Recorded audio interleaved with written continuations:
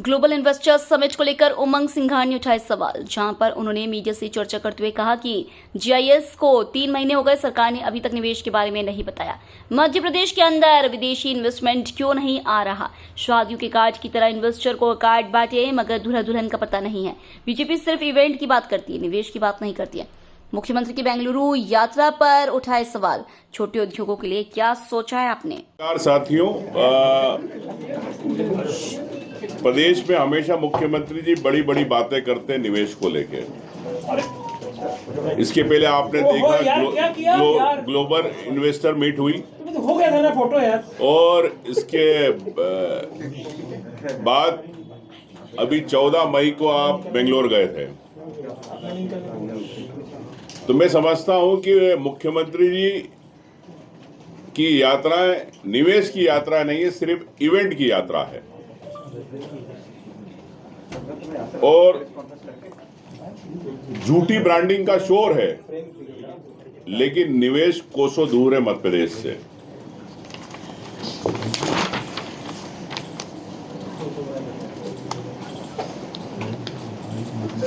बेंगलोर से आया निवेश कितना वास्तविक धरातल पे है, जो मुख्यमंत्री जी ने निम्नलिखित दावे किए, मैं वो उसका उल्लेख करना चाहता हूं। 7,935 करोड़ का निवेश प्रस्ताव 18,000 प्राप्त हुए और 18,000 युवाओं को नौकरी मिलेगी, ऐसा आपने दावा किया। और इन्होंने कहा है कि 5,260 करोड़ रुपए हमने प्रोत्साहन राशि के रूप में बड़े उद्योग और एमएसएमई को दिए। बजट में भी आपने सुना होगा। विभिन्न सेक्टरों में 18 नई उद्योग नीतियां लॉन्च की गई। राज्य सरकार ने उद्योगपतियों को सब्सिडी के बैकलॉग का एक एक रुपया लौटाया। अब आप ये कई किसी उद्योगपति से पूछ सकते हो कि क्या स्थिति है। जिले में बनाया गया उद्योग प्रकोष्ठ जो नीतियां लागू करेगी, ये मुख्यमंत्री के दावे थे। अब इसके बारे में मैं कहना चाहता हूं कि मध्य प्रदेश में निवेश ऐसे सम्मेलन हो गए जैसे शादी के कार्ड बांटे जा रहे हैं, लेकिन दूल्हा दुल्हन का आता पता ही नहीं। तो ये मुख्यमंत्री की निवेश योजना है उद्योग को लेके, जिसमें आप आमंत्रण तो दे देते हो सबको शादी के कार्ड की तरह, लेकिन शादी के लिए यहाँ पे इन्वेस्टमेंट के लिए दूल्हा दुल्हन दिखते ही नहीं यहाँ पे। ये स्थिति। तो मैं समझता हूँ कि घोषणाओं के मेले लग रहे हैं, लेकिन जमीन पर स्थिति और कुछ है। तो मैं सबसे पहले ग्लोबल इन्वेस्टमेंट मीट के बारे में बताना चाहता हूं कि 30,77,00,000 करोड़ की बात करी इन्होंने कि इतना हमारा यहाँ आएगा। मैं मुख्यमंत्री जी से सवाल करना चाहता हूं आपके माध्यम से कि सरकार बताए कि ये जो आपके पास प्रस्ताव आए थे जीआईएस में, इसकी वास्तव में जमीनी स्थिति क्या है।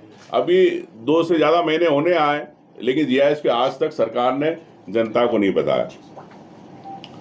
और मैं समझता हूं कि निवेश की नीति को लेकर पारदर्शिता होना चाहिए। प्रदेश की जनता को पता होना चाहिए कि आपने जीआईएस में आपने बड़े दावे तो किए 30 लाख करोड़ से ज्यादा के, लेकिन जमीनी हकीकत क्या है। तो यही स्थिति फॉरेन इन्वेस्टमेंट को लेके, एफडीआई को लेके है। राष्ट्रीय हिस्से का केवल 0.22% हिस्सा मध्य प्रदेश का है। तो मध्य प्रदेश के अंदर डायरेक्ट एफडीआई विदेशी इन्वेस्टमेंट क्यों नहीं आ रहा? और मैं समझता हूं कि ये 2019 से लेकर 2024 तक अगर एफडीआई की बात करें तो मध्य प्रदेश का स्थान 15वां स्थान है। मतलब 4,563 करोड़ रुपए आए सिर्फ। इसका मतलब 0.22% आया, जबकि अन्य राज्य महाराष्ट्र जो सब एक नंबर पे रहा, जिसका 6,71,000 करोड़ आपके आया FDI। कर्नाटक 4,27,000 करोड़ रुपए आए। गुजरात 3,46,000 करोड़ रुपए आए। तो मध्य प्रदेश 15वें स्थान पे। मुख्यमंत्री जी, आप GIS ग्लोबल करते हो, लेकिन विदेशी या डायरेक्ट इन्वेस्टमेंट या स्थानीय देश के उद्योगपति आप प्रदेश में नहीं आ पा रहे। तो मेरा इससे सवाल है कि ये बार बार बजट में इन्होंने बात करी कि इजी ऑफ डूइंग बिजनेस, कि हम आसान तरीके से यहाँ पर ऐसा माहौल देंगे उद्योगपतियों को, कि राज्यपाल से भी कहलवाया इन्होंने, वित्त मंत्री से भी कहलवाया, मुख्यमंत्री जी ने खुद ने कहा।